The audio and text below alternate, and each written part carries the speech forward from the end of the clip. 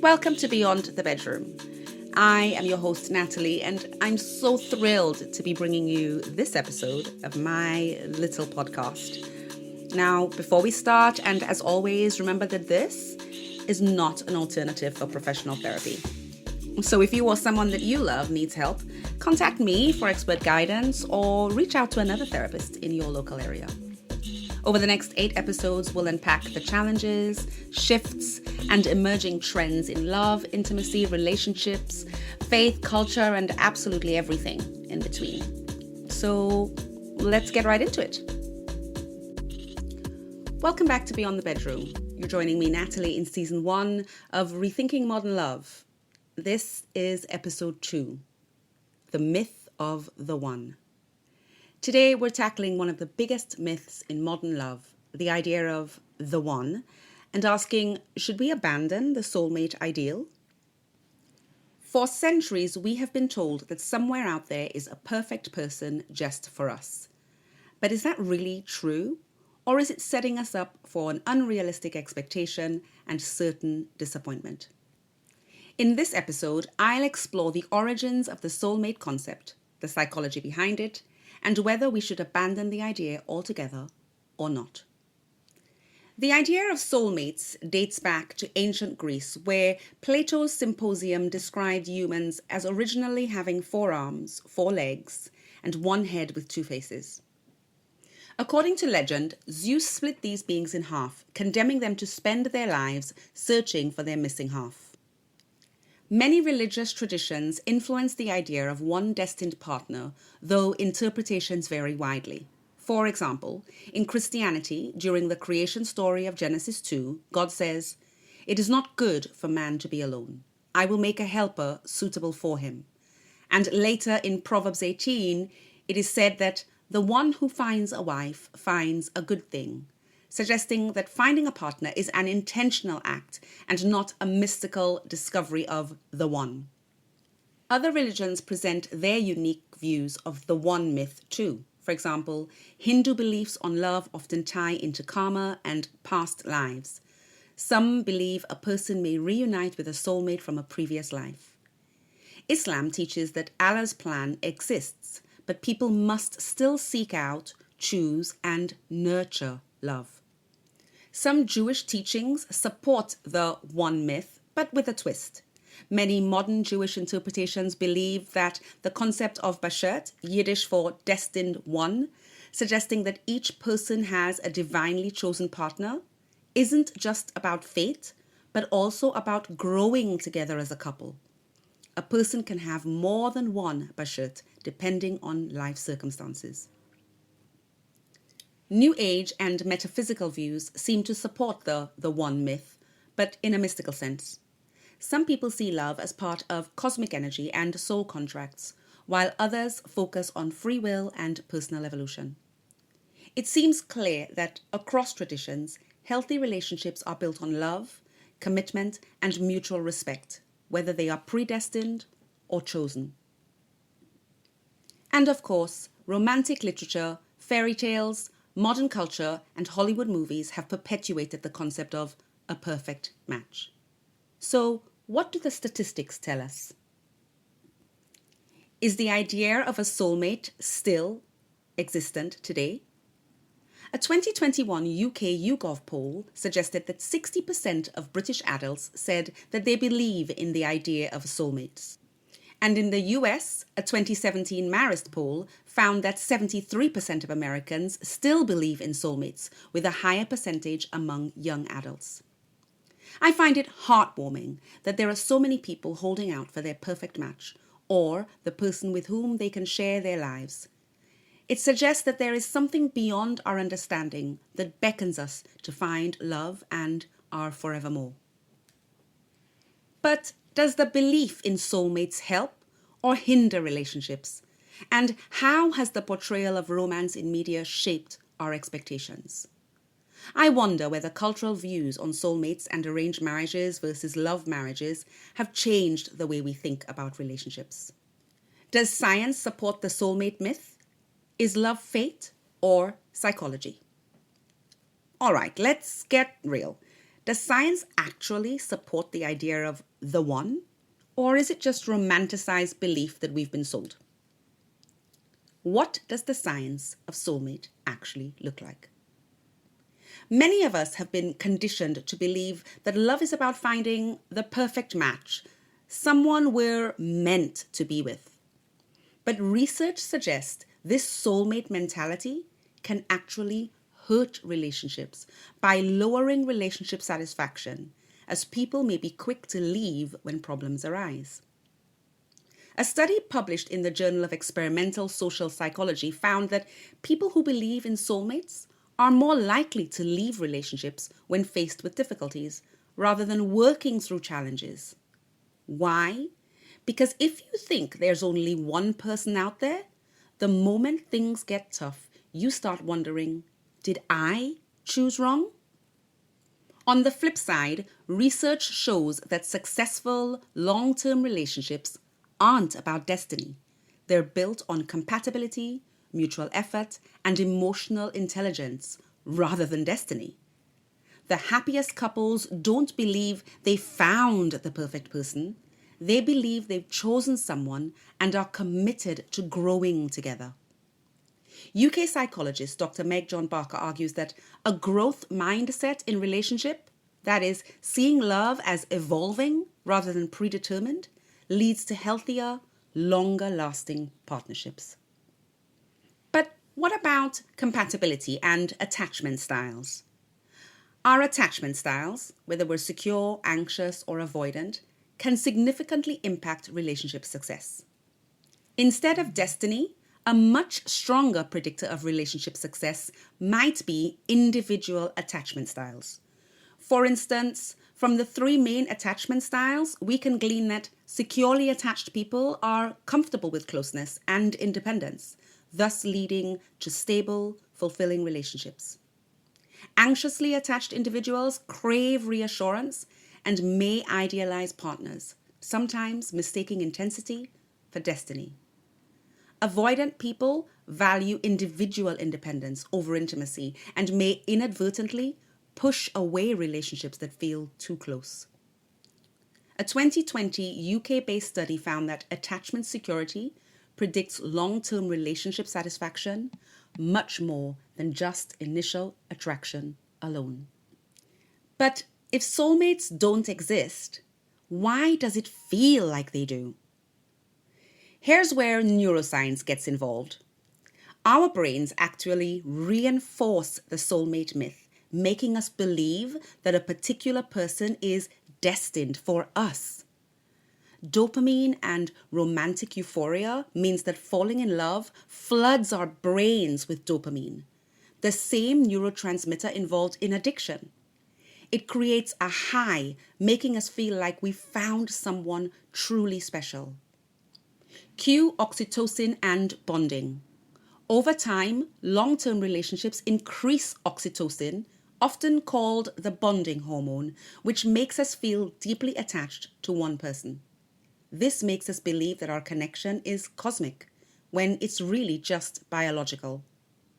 We then have to account for memory bias and romanticizing the past. The brain has a way of rewriting memories to make early relationship moments feel more magical than they actually were. This strengthens the idea that we were always meant to be together. But here's the truth. The intensity of early romance fades over time, and the best relationships aren't about fate. They're actually about effort, emotional intelligence, and shared values. So, love might be a choice and not fate. At the end of the day, science may debunk the soul myth, and instead of searching for the one, research suggests that we should focus on emotional intelligence, or understanding your needs, communication style, and how you handle conflict, shared values, compatibility, being about core beliefs and life goals, not just instant chemistry, commitment and effort, meaning that the best relationships aren't found, but they are built over time. The myth of the one may be unrealistic, but deep, lasting love is absolutely possible if you're willing to put in the work. The happiest, most successful relationships aren't based, therefore, on fate. They're based on commitment, shared values, and willingness to grow together. Instead of searching for perfection, focus on building a strong, healthy connection with someone who aligns with your values. Instead of waiting for a magical soulmate, look for mutual respect, effort, and emotional intelligence. And instead of assuming that love should always feel easy, recognize that love takes intentionality, patience, and commitment. How can the soulmate ideal be harmful? The belief in the one can lead to constantly searching for an unattainable ideal. It can cause people to overlook great relationships just because they aren't perfect. Believing in soulmates doesn't just set us up for disappointment, it also messes with how we experience love on a biological level. Let's explore this. Love drugs, we spoke about them before, fade. That butterflies in your stomach feeling, that's dopamine working overtime. But over time, dopamine levels naturally drop. If we believe love should always feel electrifying, we may start questioning whether we're with the right person, even in healthy relationships. We also note a sort of confirmation bias.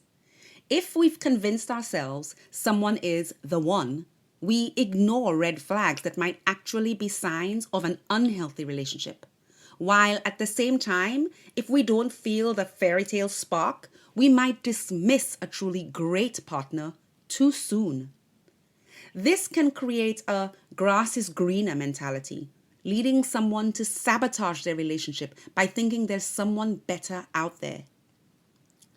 And breakups feel like withdrawal. Losing someone we thought was the one can feel like going through drug withdrawal. The brain releases stress hormones, reinforcing the illusion that this person was irreplaceable. But the truth? Science shows we can bond with multiple people throughout our lives. Love is not a once-in-a-lifetime event. Relationship coach Dr. Terry Auerbach of the University of Michigan found that couples with realistic expectations are 50% more likely to have lasting relationships. Long-term love, therefore, is about choosing to grow together and not waiting for perfection. I wonder whether dating apps contribute to this grass is greener mindset, leading us into a web of comparison and over-reliance on choice. With instant gratification becoming so deeply embedded in our culture, are we creating a false narrative that conflates the issue further? Should we redefine what the one means to represent someone who can actually continually meet our needs as we change and grow through the various seasons of our lives? I believe we can have one partner that is the one if and when we decide to see this person as someone we can choose to love and be loved by, not because of fate, but because of our commitment to growing together, embracing each other's evolution, and nurturing the relationship with open communication, mutual respect, and affectionate regard every single step of the way. How do we build stronger relationships without the one mindset? If the one doesn't exist, where does this leave us? Does that mean that love is just random? That relationships are meaningless? Absolutely not. In fact, removing the pressure of finding the one can actually help us to build stronger, healthier, more fulfilling connections. Love is a choice, not fate. It requires effort from both partners. Lasting relationships are built on trust, communication, and emotional support. We've all heard people say, when you know, you just know. But in reality, lasting love isn't about knowing, it's about choosing. Research shows that strong relationships aren't built on destiny, but on effort, shared values, and, here it is again, emotional intelligence. UK marriage experts from the Gottman Institute found that turning toward each other during small moments of connection is the strongest predictor of lasting love. Turning toward each other, not for someone else or not outwardly. Instead of waiting for the perfect match, we should focus on finding someone we can build that meaningful life with. The happiest couples aren't the ones who just clicked instantly, but the ones who chose to grow together through the ups and downs.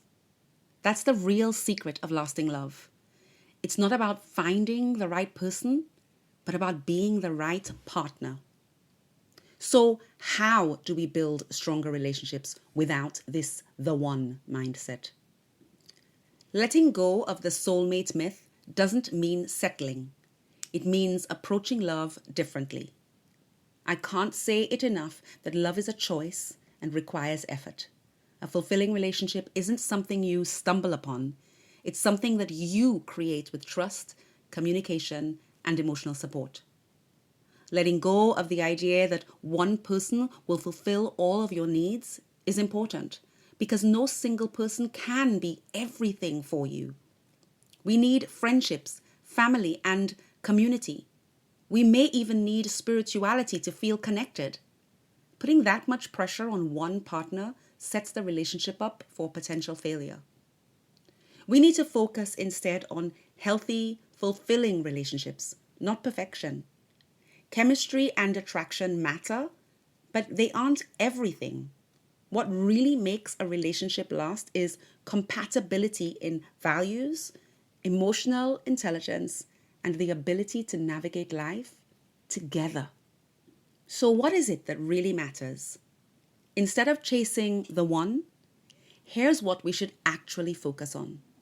Once again, emotional intelligence. Understanding your needs, communication style, and how you handle conflict. Love isn't about never fighting.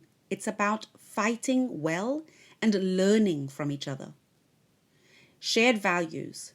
The strongest relationships aren't built on instant sparks, but on an alignment in life goals, beliefs, and core values. Commitment and effort. The best relationships aren't found, they're built. Love requires consistent effort, compromise, and choosing each other every single day. What if instead of searching for the one, we started focusing on becoming the best partner that we can be? What if we stopped chasing perfection and started embracing the beauty of real, imperfect love?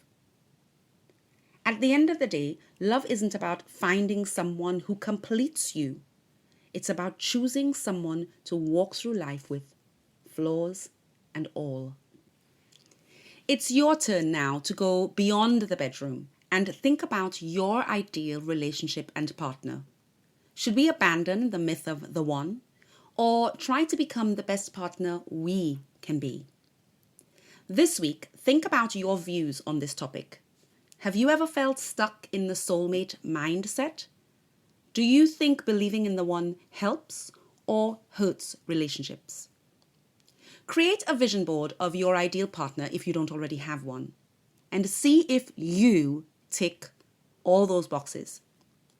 And join me for my next episode, Love in the Age of Burnout, Why Relationships Feel Harder Than Ever, where I'll discuss modern stress, emotional exhaustion, and how dating has become overwhelming. Is burnout ruining our ability to form deep connections? Will you join me for my next episode?